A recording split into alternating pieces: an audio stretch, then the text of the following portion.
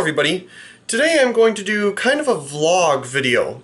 I've always wanted to do something like this, but I'm not that exciting to, make daily vlogs and all that kind of stuff. So I'll probably only do these when there's something interesting that I want to share with you all, or if you guys enjoy this, I have absolutely no idea. But I've always liked filming things. Not only my lighting collection and computer collection, but just life in general. I used to do this a long time ago, back in like 2010 to 2014, when I'd spend my summers helping my grandmother. And I'd film our adventures all the time. Now, I've never put those things up because the way that I've edited them, there's songs in there that aren't really, acceptable for the copyright things on YouTube. They're, not bad songs. They're great songs. It's just, they're not a thing to have on YouTube without getting a copyright strike kind of thing. Maybe someday those things will come out on this channel, but for now they're gonna stay in the hard drive.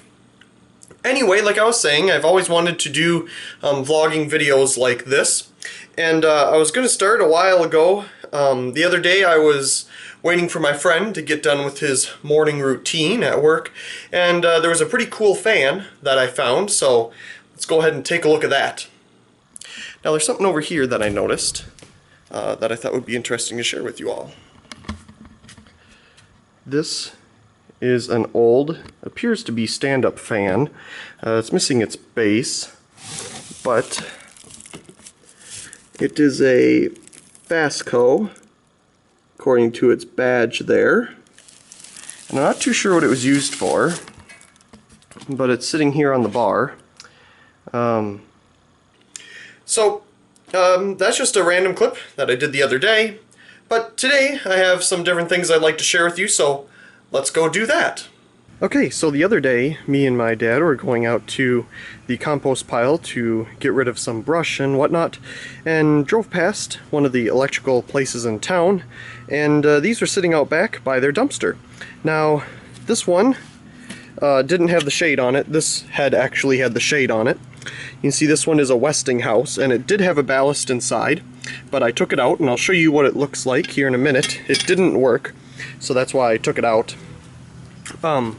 But this one is an ITT, and the refractor here is a Westinghouse. It is original to that head, I believe. So let me take out this head here. So here's the refractor. A little bit dirty, but that's okay. And there you go. There you can see the Westinghouse logo, hopefully. And you can see it's cracked in two places, but whenever I find these, whether it be Westinghouse or any brand that's thin plastic like that, they're always cracked. It doesn't matter, they're always cracked in a straight line like that. Maybe it's from heat or just getting thrown around, I'm not too sure. But it was found like this, with the Westinghouse head on it. Now this isn't my first Westinghouse. I have 3 others, but I wanted to keep this head because I have an idea for it. So yep, here is the refractor, and of course this one didn't have a sticker on it, and I knew it was American Electric or something like that. You can see there, ITT, and look at that giant ballast in there. This is 175 watt mercury vapor, and yeah, other than a surface rust on the ballast, the windings are perfect condition. And everything in here is in really good shape, other than the surface rust on things. Even the wiring is in great shape, and it works just fine. So, a fantastic save there. There's no name on the top of the photocell socket, which I thought was kind of odd. But I knew it was something along the lines of either being American Electric or ITT or Thomas & Betts or something like that. So, yeah, fantastic light. So let me show you the ballast.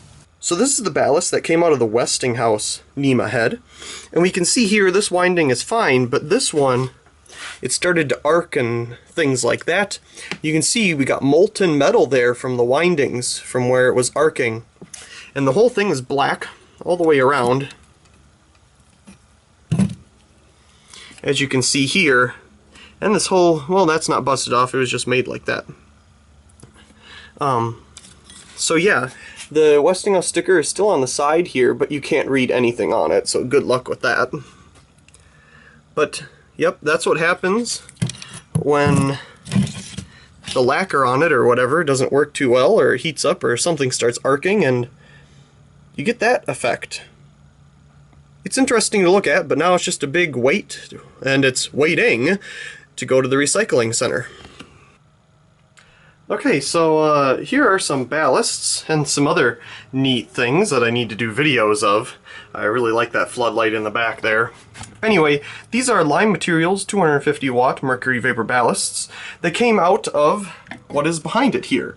It's a post top fixture. Need to do a video of that. I had 3 of them. Only kept 1 because the others were missing their tops. So, only keep 1, and these ballasts work absolutely fine. Now you can see maybe what my idea is here.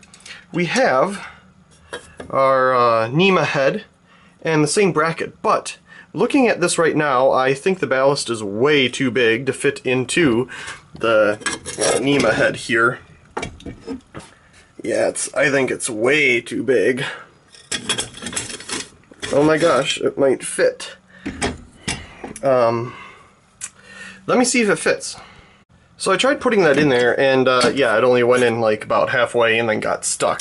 So these ballasts are way too big for this particular NEMA head. Now I'm sure if a NEMA head that's 250 watt mercury vapor, it probably would have been mounted the other way, long ways in, so that it would actually fit. Now I have some other options that we can put in here, so let's go and take a look at those. Okay, in yet another spot with more ballasts. Now, I got some mercury vapor kits there in boxes down at the end. Metal halide, high pressure sodium ballasts. Something like this in the middle of the screen there might work. This looks a little big. This is also from a one of the post-top fixtures. This is also from a post-top fixture. It is 100 watt high pressure sodium. This thing is in the way. It's a very early, there's the original sticker, 250 watt mercury vapor. It's a very early high pressure sodium ballast by GE, but this kit on being able to mount it might be a fantastic option for that Westinghouse NEMA head. But before we do any of that, I'm curious if these high pressure sodium ones will fit. So I'll take them down and let's find out. Okay, so we end up back here. Now, I tried those high pressure sodium ones, but before I even took them down, I realized that they both had capacitors and igniters on both sides, and that's not fitting no matter what I do. So, I'm going to hang on to the head anyway, because it's a fantastic, it's in great condition. And I might run across a NEMA somewhere that has a good ballast but a smashed head. I also have adapters that I've made that I could just put a standard socket in here, and I mean that would work too. So a fantastic piece to hang on to. It's very nice. And here is the socket that was on the ballast. You can see the Westinghouse logo there on the bottom. And it's in great condition as well. So I'm definitely going to keep that, because I actually have one of these that I broke. Just some pieces off the sides. So it's definitely nice to have a spare like this, you know, because it has the holes on either side instead of mounting inside of the socket itself. So, too bad the ballast isn't good, but some nice parts came out of it at least. So I was editing together the video here and realized it didn't have an ending. So I really do hope you enjoyed this video. Something different for my channel. We'll see how it goes. Anyway, I really do hope you enjoyed. Also, please comment, rate, and subscribe, and we'll see you in the next one.